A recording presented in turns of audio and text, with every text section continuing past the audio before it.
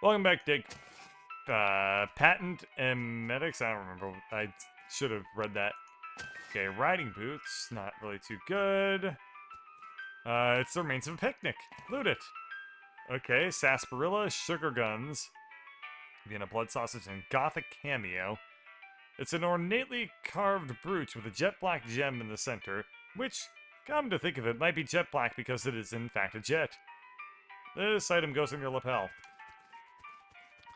I have no idea what the hell they were going for with regards to all that nonsense. Okay, Vernon Pensacord. Dynamite Gem Fresca, all the bits we could find. This tombstone is big and fancy and has a door on the front. Open the door. Document and a weird little metal object. Take the object. Broken key fragment. This is a fragment of a key that you found in the big fancy tombstone in Reboot Hill. Interesting. Read the document. This document describes a tontine, the burial wishes of Chet Busterly, and a weird sequence of letters. Oh boy, yet another puzzle. So, we have Chet Busterly, and it is BTLITR.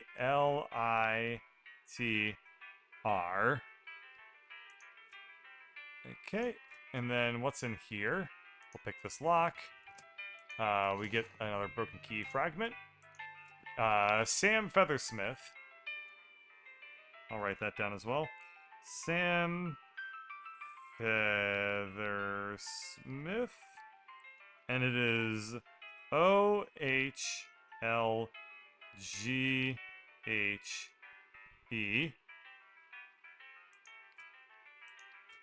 Okay, what's in this one? Crack it. I'll take this other part of broken key and read the documents. Philip Irongloat.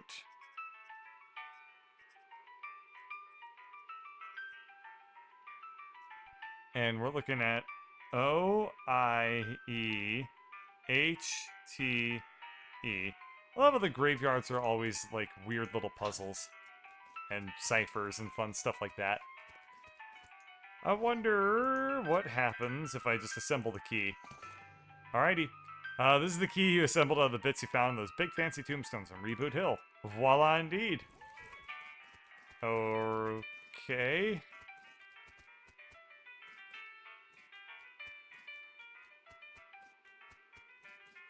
Unlock using the tontine key. Get the tontine treasure chest. And if I unlock the tontine treasure chest, I get an unbreakable ruby. This chest contains a lone, but extremely large gemstone and a document describing a tontine, which you apparently won despite not even signing up for it.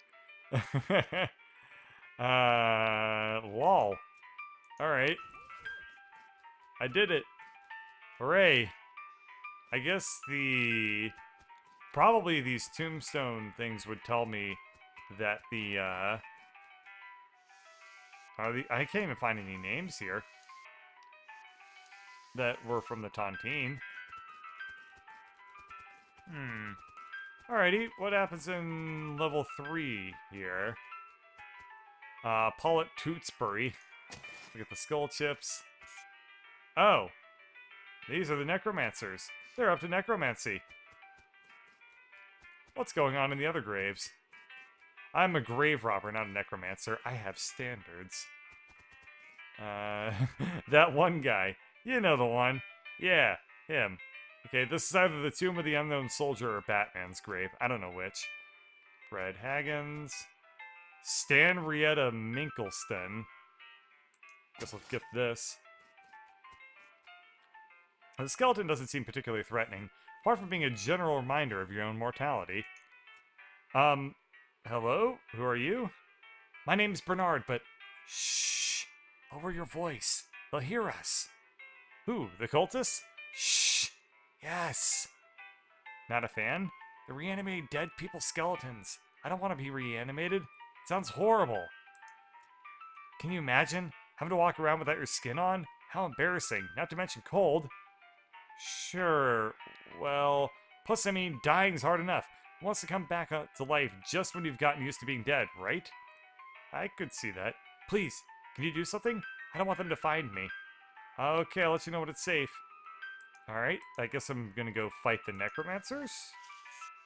So that the skeleton doesn't get, killed. I don't know. I can make it past this barrier of whirling bones without, well, making it so there's no barrier of whirling bones here anymore. I will shoot them with my moxie. You draw your pistol and definitely shoot the floating bones into bits that are too small to float. These cultists look like they're barely making control over that skeleton. Wait a while and see what happens. I bind a tombstone and wait. After a few moments, the skeleton wrests itself from the cultist's control and goes on a rampage. Bones and teeth fly everywhere, and none of them belong to the skeleton, if that gives you any indication of how the fight turns out. Seemingly satisfied with the carnage it has caused, the skeleton scratches something into the ground, and then shuffles off to the south. Another hint. This is what the skeleton wrote. Must be its name. Grutch. Fed room. Peninsula Wackersley. Nice lady, but a really unfortunate name. You're telling me. Susan Boingstrom. Guess I'll take the black book. Horrifying concepts of Nex-Mex. Alright, nothing in here but 3 bedrolls and a single stale smell. This is a hastily constructed, very shallow privy. Could this be a poop spittoon? Investigate. Uh-oh. Well, I tried. I'm a little disappointed. I'm very disappointed that it wasn't a chamber pot spittoon, but oh well. So he went to the south, and that's all I know. I don't see any other cemeteries unless he went to the petting cemetery. What? The hell is this? They're talking about Cactus Bill? Okay. Off to one side of the trail, you spot a cactus that doesn't look quite right. Specifically, it doesn't look right because it has a goblin face. As you get closer, you become pretty sure that it's actually just a goblin in a cactus outfit. But it gives you some annoyed side-eye and tries to wave you away, but the cactus arms aren't very mobile. Do you know a guy named Cactus Bill? Shh! Away going! Talk to it. Why are you inside a cactus? Watching cactus herd. For keeping safe from a predator. What predator? Any predator. Desert tortoise, cactus eagle, other goblins. Now going away, you ruining my disguise. Extort them. Aha, but what if it is me being the cactus predator? Watching me push over all the cactuses. What? No! Well, what are you giving not for doing it? Giving you this club? Cactus Club. Nature provides us with a lot of things, and some of those things are bludgeon-shaped. I'm not sure why you didn't just attack me with it, but okay, fair's fair. People have pointed out rather astutely that there's a place called Reboot Hill that I need to go back to, and talk to the skeleton that I totally forgot about on the other end of the cemetery. Maybe. Let's just go ahead and tie up those plot threads before I get too far and too distracted from what I was originally supposed to be doing in this area. Okay, and talk to me, skeleton baby. Okay. I took care of them already. Great. Whew. That's a load off my mind. Let me tell you. Here, you can have this worry stone. I don't need it now. This rock has had a hole rubbed in it by incessant worrying. Fidgeting with it will stop you from looking so anxious all the time. Time goes in your offhand, plus 6 moxie. Cool, thanks. And is there anything else to talk to him about? Nope. Okay.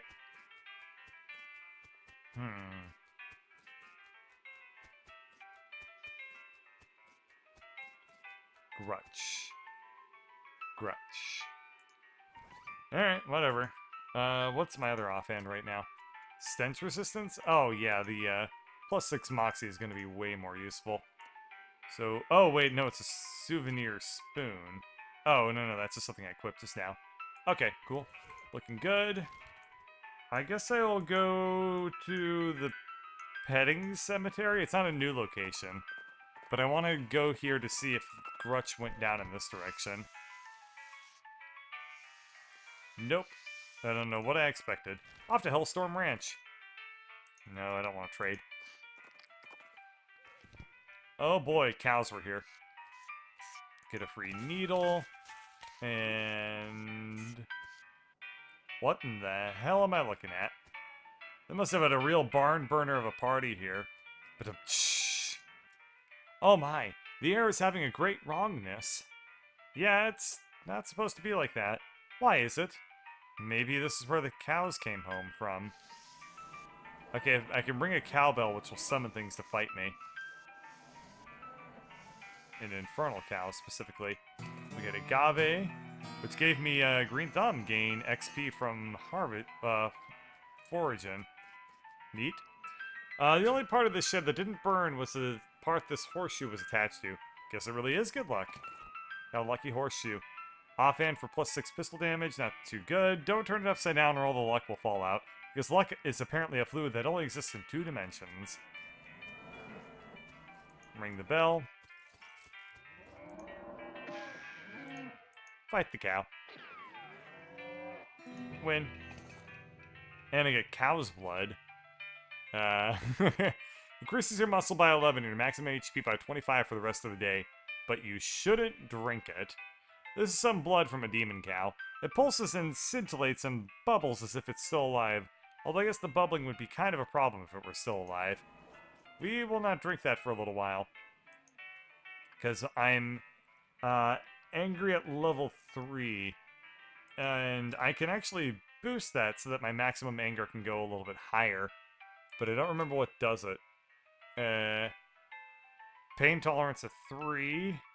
Yeah, so if I up my grit by another point, I'll be in the safe zone for anger. Meaning I can lose yet one more fight and not end up losing my +23 bonus from the fudge that I have. Which is something that I've been meaning to take care of for a very long time. And, well, there we are. Anything else I should really worry about here? Can do +1 to Deadeye. I certainly don't need a whole lot of other things going on here. Hey, I thought I increased these things. I guess I didn't.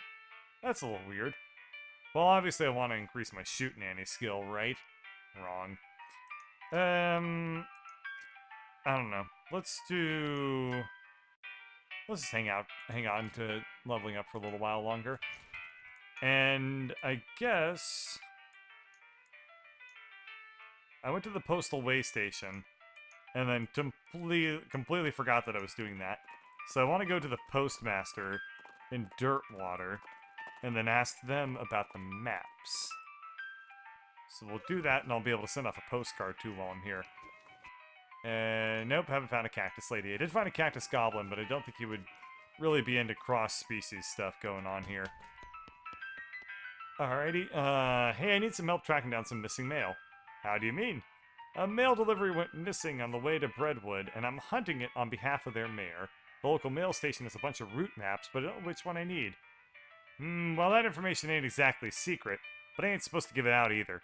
A delivery going missing is bad news, though. Suppose it's alright just this once. Wait here a second. After a couple minutes, she comes back with a sheet of notepaper. Okay, so each map has a code number on it, you see, based on region and travel direction. She explains how to work out the code you need and gives you a cheat sheet for reference. Postal code sheet. She'll help you find the blah blah blah. I'd like to send a postcard. I already sent a postcard today. Oh. Ain't you heard of the Postcard Limitation Act of 1893? Okay, so the government put a restriction on prepaid postcards of 1 per citizen per day. Now, why do you think that might be? Well, to reduce strain on the postal system. Nope, that's what everyone guesses, but that ain't a thing. The wagon still made the trip no matter how many postcards are on board. Less than we're talking so many postcards you need a second wagon, but that ain't likely. So, to restrict the free flow of information, to keep the people from being able to say too much through the mail so the left end of the territory don't know what the right end is doing, and vice versa. That way they can implement a different rule or law in each area, whatever's most effective to keep them particular folks down. But people can still send letters? Pfft, letters. Who's got time to write a whole letter in this day and age? But I ain't even gonna go to the real part yet. What's the first two letters in conspiracy? C-O... Oh, jeez. That's right. They're in league with the cows. It's all a plot to keep us docile so they can deliver us up to these hell cows they summoned. You think the government deliberately summoned the cows? There's proof. The plan was referred to in a rider attached to a Senate farm aid bill that was passed 11 years ago. And when did the cows come home? That's right, 11 years. There's no way a Senate bill says let's summon cows from hell on it. No, not in such obvious words, eh, cracked? It's all in code and dog whistles like, go look it up for yourself. Okay, even if I want to do that, the capital city isn't even in this territory. It's hundreds of miles away. And you think that's a coincidence? Okay, well, that's very interesting. Bye now. Huh. I, didn't expect that. Guess we'll head back to the postal station. And, just ruminate on everything that just happened there. Okay, we're gonna trespass, and now I can travel, use the cheat to find the route map that leads to Brentwood. Follow the map. Discover a new map location. Chuck's house. Investigate the house. Something about this house makes you suspicious. You can't put your finger on it, but the place looks perfectly normal after all. But you can't shake the feeling there's something very wrong going on here. Maybe you're just paranoid. Yeah, this house looks real normal. Couple of unmarked graves, some spooky trees, a cellar, bunch of blown out windows, a noose. Probably just one of those bird feeders where you hang up of all those suet and seeds and stuff. So the birds ate it all, so it's just, you know, the rope. Scary. This is a scaring place. There's something creepy about it. It's very quiet. Many terrors Gary is betting. Okay. A cellar door. Man, I bet it's all kinds of horror down there, like some kind of medieval torture dungeon. You approach the door hesitantly. You could be getting yourself into a bad situation. Knock. You open the door. A voice inside calls out, "Come in. It's open. It's always open." The door creaks open, and you step inside the house.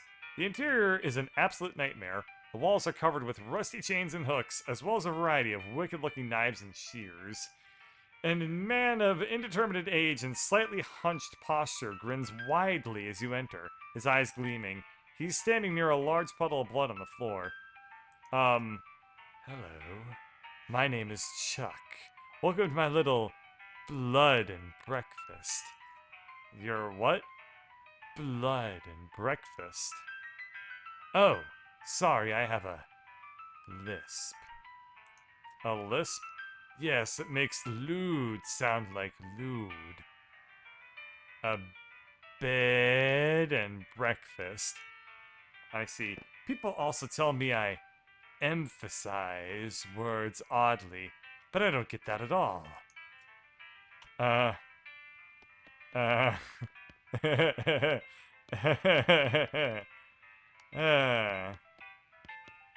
little pantry shelf with various tins and jars on it. Take a closer look. Oh, good lord. There's nothing very unusual, but you do notice 2 jars of tea leaves labeled Sleepy Time and Earl Grape. A little kettle on the stove and it's still hot. Sorry, that's private. That's my blood room. Your what? My blood room. My bedroom. Oh, right. Got you. There's a large collection of steel chains and hooks, as well as knives, shears, and other bladed implements. Everything is covered with rust, or possibly dried blood, or possibly both. Ask Chuck about them. You've noticed my collection. Yeah, it's, dramatic. It all belonged to my father, and his father before him. They were butchers. And you? I do a little bit, but not professionally. I broke with family tradition to run my little blood and breakfast. There's a lot of blood on the floor here. Ask Chuck about it. I can't help but notice you have a giant pool of blood on the floor. Blood? Oh, no, no. I could see why you might think that, as this is certainly blood, like blood. But this is tomato soup. Tomato soup. Yes, I spilled my lunch. Very clumsy of me. Oh, this is supposed to be red. So, it's like Lud? Or Lud? But I don't know. I was just getting started cleaning it up when you arrived. I see. Chuck is staring at you. You notice that his left eye has a tendency to drift sideways as he stares and then reset when he blinks, which is not often enough. How can I help you? You said you're running a bed and breakfast here. Yes, that's what I slud, yes? Can I have a look at the guest room? It's in the cellar, but I'm afraid it's unavailable at the moment. My last guest is only just checked out, and I still need to clean up the mess. Oh, it's on the menu. Homemade sausages and tomato soup. I also have a special tea blend that's a real knockout. Special tea blend? Yes, a very special herbal blend that puts my guests right to sleep. It's very effective. What kind of sausages do you offer? Long pork sausages. My grandfather's own recipe. Did you just say long pork? That's right, I make them longer than regular pork sausages. They're more filling that way. This is puzzling and uncomfortable for many different reasons. Has a mailman been by recently? Why, yes, my last guest was a mailman. Such a nice fellow. It's a shame he's no longer with us. I hope you just mean that he left. I like to think that he'll always be here. In spirit. Huh. Yay, yay, yay, yay, yay. It's locked. But it's locked to keep you out, or to keep something in. Whoa, it's plot code lock. Those things are unpickable. Aw, man. Plot devices. That's horrible. Well,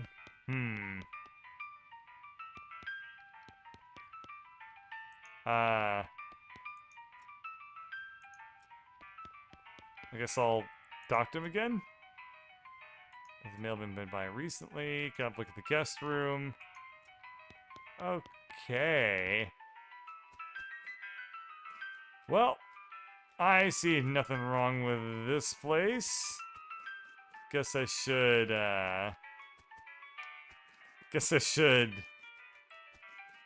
get the hell out of this place and go back to Brentwood. Tell them that the mailman is definitely dead. Hey, sign the missing mail. Wow. Alrighty, well, we'll explore more of what's going on in the blood and breakfast next time. Thanks for watching. I hope you didn't regret it.